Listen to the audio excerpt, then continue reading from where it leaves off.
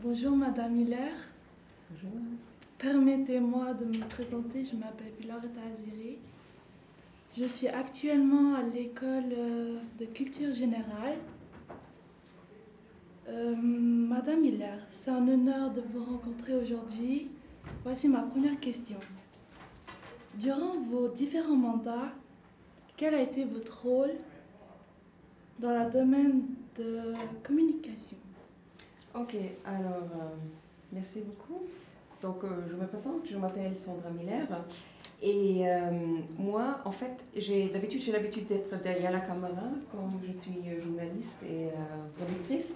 Donc aujourd'hui pour moi je suis devant la caméra, mais alors j'ai pratiquement toute ma vie journaliste et j'ai travaillé pour plusieurs médias en France, en Allemagne et j'ai décidé que déjà pendant que j'étais étudiante, les Nations Unies m'ont toujours fascinée. Donc j'avais fait un stage avec l'ONU à New York il y a 20 ans à peu près.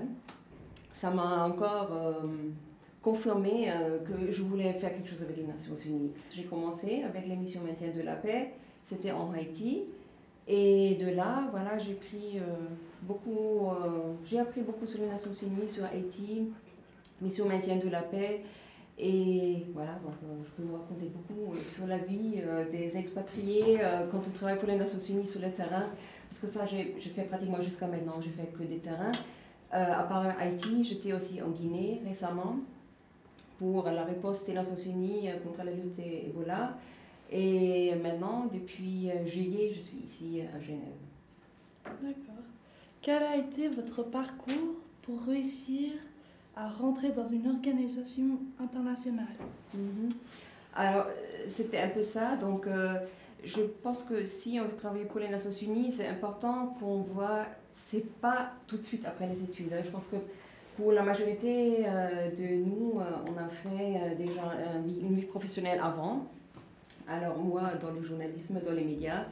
Et après, je me suis spécialisée un peu sur c'était droits de l'homme et mission maintien de la paix. Donc c'était ça, après les études que j'ai fait en plus, que j'ai été acceptée pour travailler avec les Nations Unies. Vous avez certainement une histoire émouvante à nous raconter. Pouvez-vous nous en faire part? Oui, alors sur le terrain, on vit tellement de choses, soit en Guinée avec la maladie Ebola, en Haïti et particulièrement, alors j'étais là avant, pendant et après le séisme. Donc c'était assez dur parce que nous, le quartier général des Nations Unies est tombé, j'ai perdu des collègues, des amis, mais on a surtout vu que la population a beaucoup souffert et de voir que la résilience était tellement forte. La population s'est mise ensemble et ils ont recommencé à zéro. Et ce sont les moments qui restent. Ouais.